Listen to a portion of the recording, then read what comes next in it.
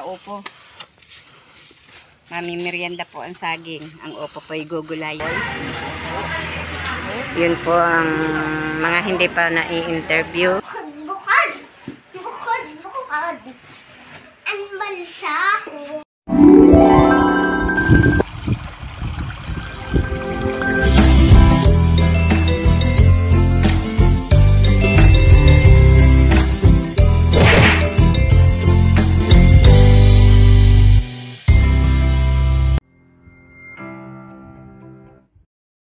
Good morning po mga kabrasa. Panibagong vlog na naman po natin ngayon. At ngayon po si Hali po dito sa amin. Ayan o. Sumama po sa akin pataas kanina. Good morning muna. Good morning po. May sipon po siya kaya po tamlayin. Kagagaling nga po lamang yan sa nagtrenang kaso po siyang 2 araw. Ngayon po may sipon pa rin. Nasa kaya si Camille? Ang ginagawa mo, Camille? Ang niluluto mo?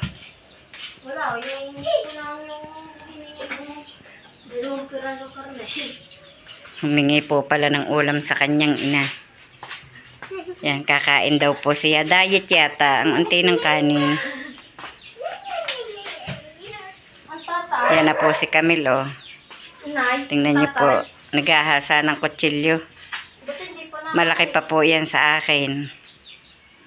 Naghahasa pa ng kutsilyo eh. Magtatadtad yata ng karne. Tatay Roman! Tatay Roman! Bakit hindi ka pa nakain? Abalang-abala po si Tatay Roman ng paghahasa ng kutsilyo eh. Saan kaya pupunta itong tulungan? Saan ka ba manunulungan? Maghahanap mga kabrasa.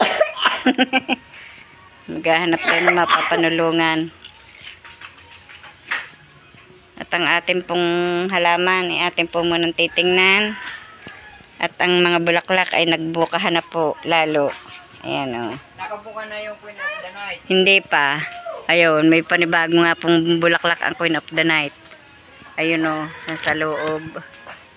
At ang dami po uling buko. Ay, at saka yan yung rose ko pong puti. Mga nagbukahan na rin po yung mga buko. At ang photos ko, ito na pala. Ang taas na.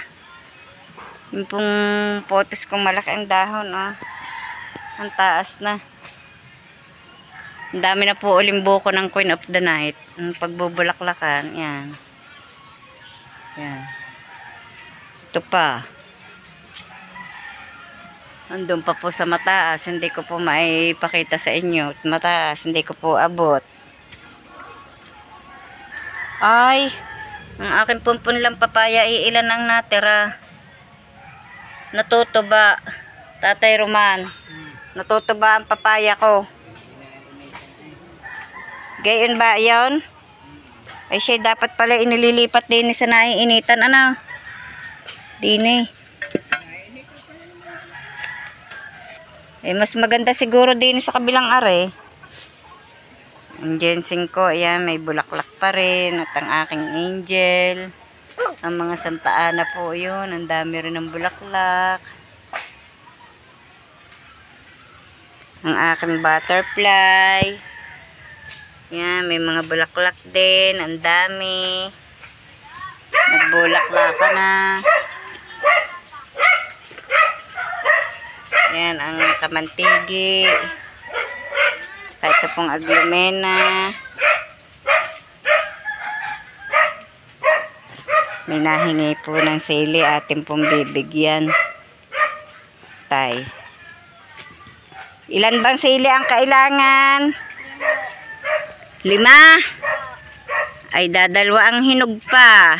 Ayun, meron pa sa ilalim na iyon, tay.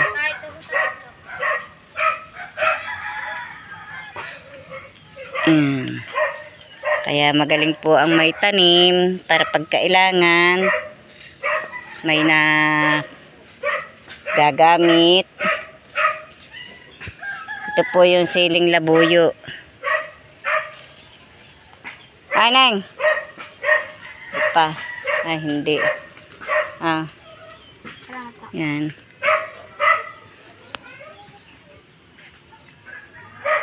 May mga bulaklak pa rin po ako dito. Ari po ang magandang bulaklak, oh. Yan. May bulaklak na po ulit. Ito po yung magbubulaklakan pa din.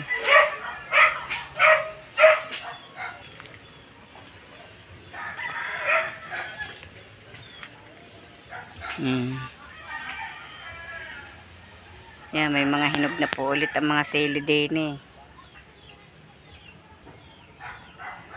Malalaki na ang puno ng papaya doon sa ilalim na iyon. Dapat yun napapalipat na.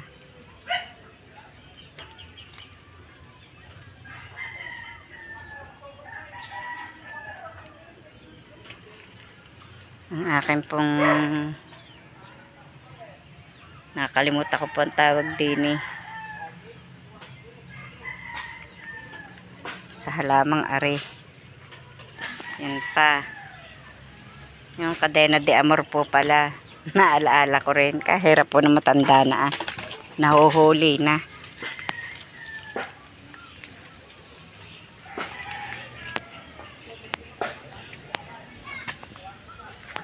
Nilipat ko po dito sa likod yung aking ibang isda. Para po magluag din po sa may harapan. Ngayon nga po luag. Naiayos na po namin ang lamesa doon. At dahil lang isang upuan po tinanggal ni Tatay Roman at kinain na po ng anay ang paa. Talaga. Mangingitim ka rin, Tatay Roman. Maitim na eh. Dating mistiso ngayon negro na. Ayaw ka na oh. Nagkasawa ka ng mistiso ngayon negro. Mistisong negro. Ari po pa ang pink torch. Hindi pa yung nabukas. Ang dancing lady. Pa.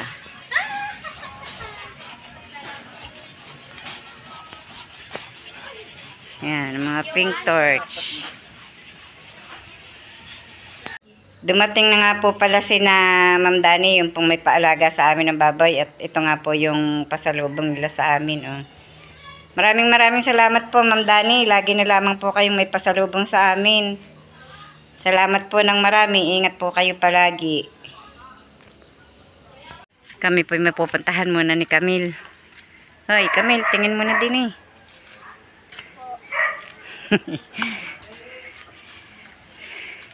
Punta kami doon sa Ilaya. At o-order po kami ng pakain ng baboy. Bangon nun na, amoy pinaksiw. May naamoy po kaming amoy pinaksiw. Nay, sa lubong. Nahiyaw po si Hali. Sa lubong daw. Sa lubong.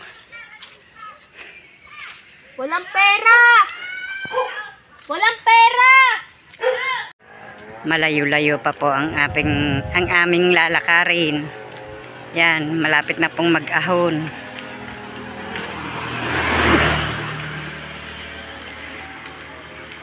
Hindi na po kami nagpayong at hindi naman po matingkad ang init. Ganda ng gate na rin. Dami ng halaman sa loob. Damo. Halaman at damo. Nag-utay pong maglakad at para po ma-exercise ang mga binti at pagpawisan. Saan naman ka kay doon, nanay? Hindi pa. Hindi makapasok. Nung ang bahay ni Kumarintasing Idini pa. Okay, nakapasok mo doon. Sa bahay na yun. Makakapasok ka dyan, tataas na yan ang gate. Hindi, no. Hindi naman makakaakyat. Doon pa natira si Nati Jocelyn. Dami ng bulaklak, ang ganda. Yung kulay dilaw. Yellow bell ang pangalan ng halamang aray.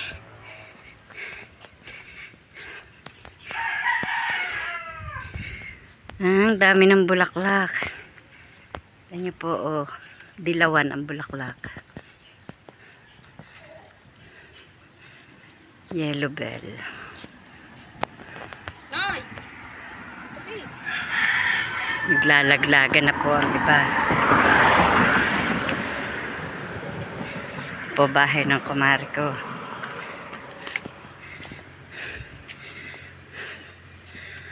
Ang tagapamahala po din pagkasipag ang nagbubunot ng damo eh.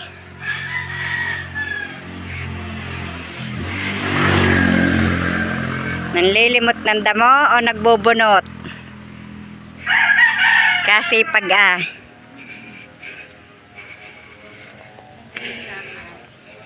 Hindi yan, o order ng pakain.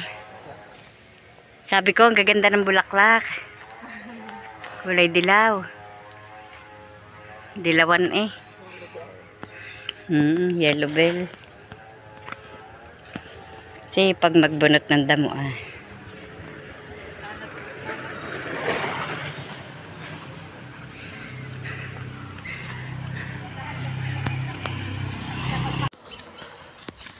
Pabalik na po kami.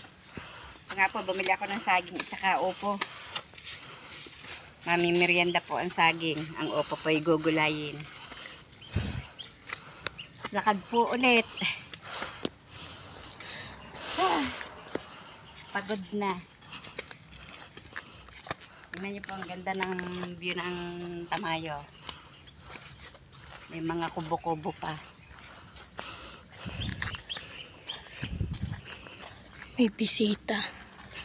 Si Mario. Tabi naman kayo. Hindi naman dadaan sa bilain.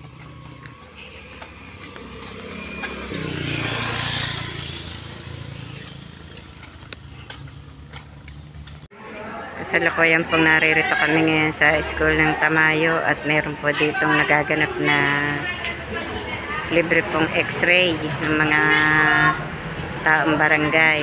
May umahon po ditong mga yung pong mga doktor po na nag-x-ray po.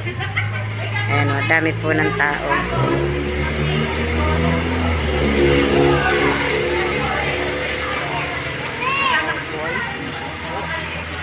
Yun po ang mga hindi pa na-i-interview. Yun po yung tatawagin sa pag-x-ray. At ito po yung na-x-ray na. Nandun po sa baba ang truck na pinag-aanuhan po ng pag-x-ray. Ayan po yung truck na malaki.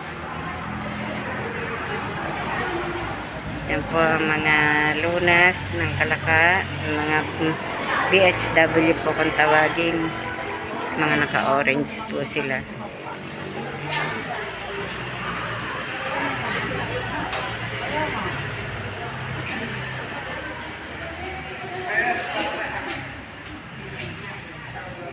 Ngayon po naririto na ako sa bahay at nakauwi na po at awa po ng Diyos maganda naman po ang result ng aking pagpapa-x-ray.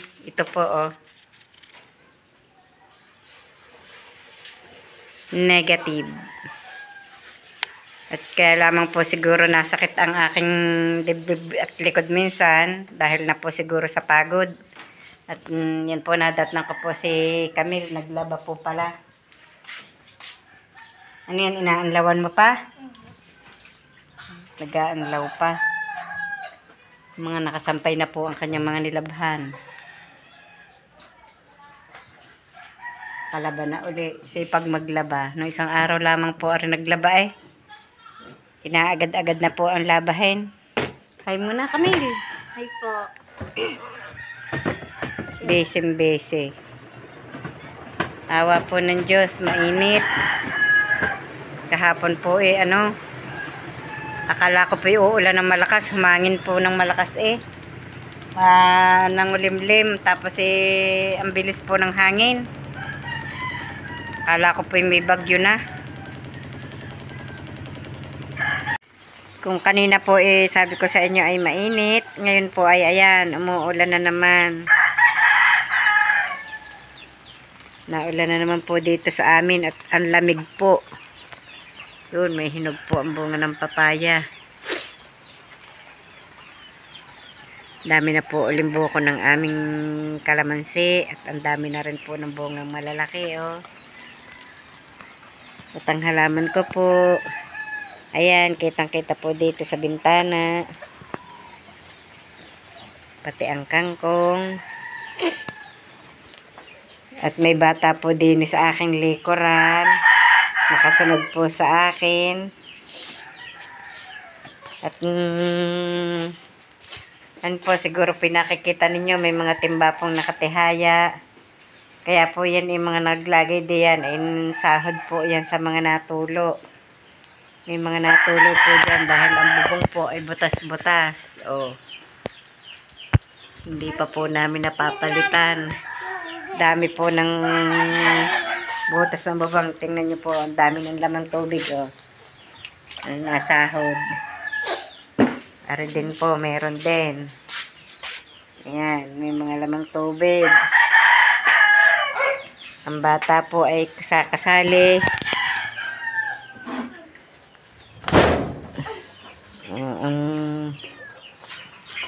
Ang basa ng lupa. Mamaya, pag nagpakain na naman ng baboy, madulas. Madulas. Bakit parang ang dingding ng rabbit isira? Akala ko'y nasira ang bakit parang akala ko'y nasira ang dingding ng rabbit Ayan, may sahod po kami sa ulan. Yung timba, nakasahod.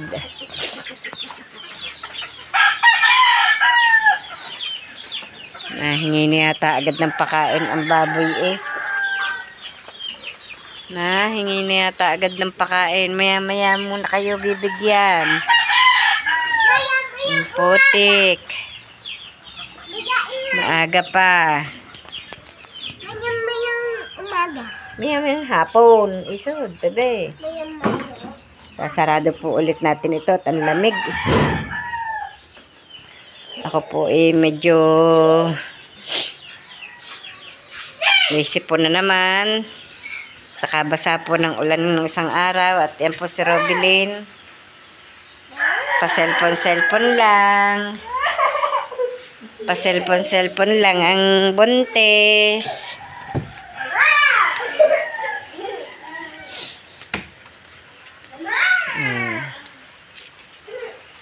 Yan. Sipon na naman. Basa na naman ang harapan. Hirap na naman magwali sa umaga. Kapit po ang damo. At tayo po ay aayos muna ng pakain ng baboy. Maglalagay po tayo ng mga pakain sa timba. Isa bebe. Ay kukuha ng pakain. Yan. Ito po ang para sa 10 baboy. Lisod ka.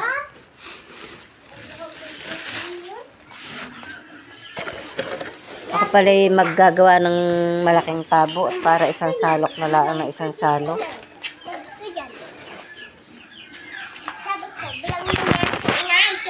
Takal na ka nakalimutan ko na. Kaingin na manikming. Ilang takal na yun.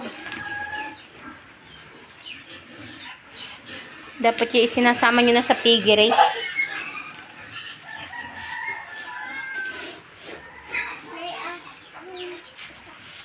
At isa doon sa itaas. Hindi, doon sa dadagwa.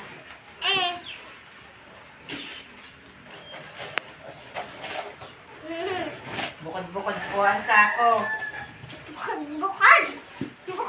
Bukod. Ang balsa ko. Yan, ari kay Luwa. Bukod ang lagayan.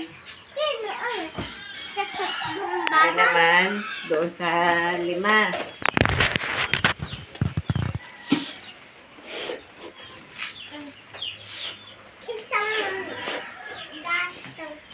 Yan.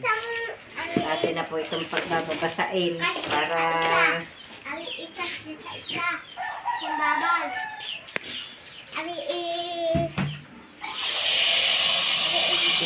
bababa rin po ang pakain para mas magaling daw po yung binababad, yung binabasa. Ang Tapos po, bilabas. laki na ang baboy.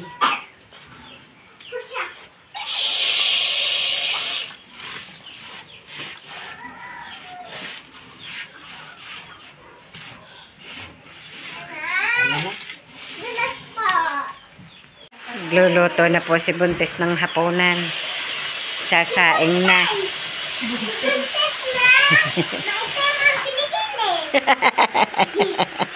Ano sabi mo? Si Buntes na maitim pilikili. Ay, paminta yan. Baka yan eh, malaruan mo. Nadali po ng batang udada.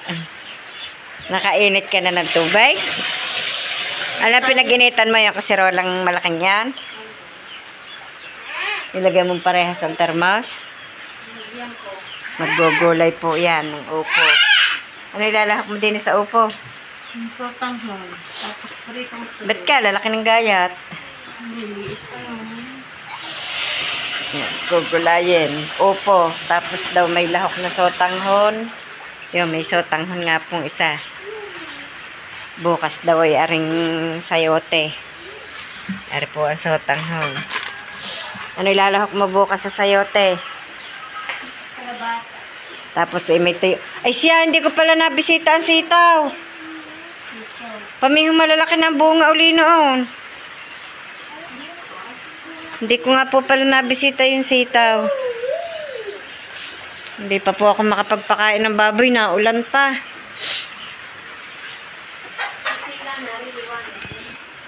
Na, ulan pa.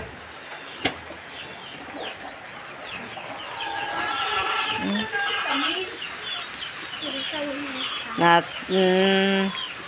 lalo nang bumasa ang lupa. Putik.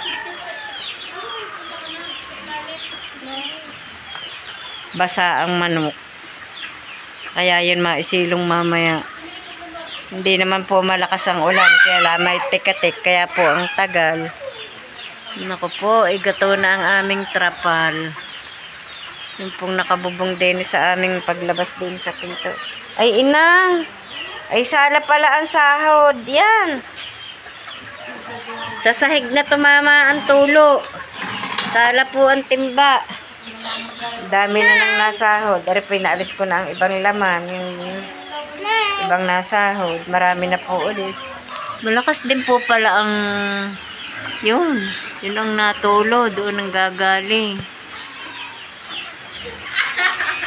Agos sa yero eh. May butas. Ho! Shh!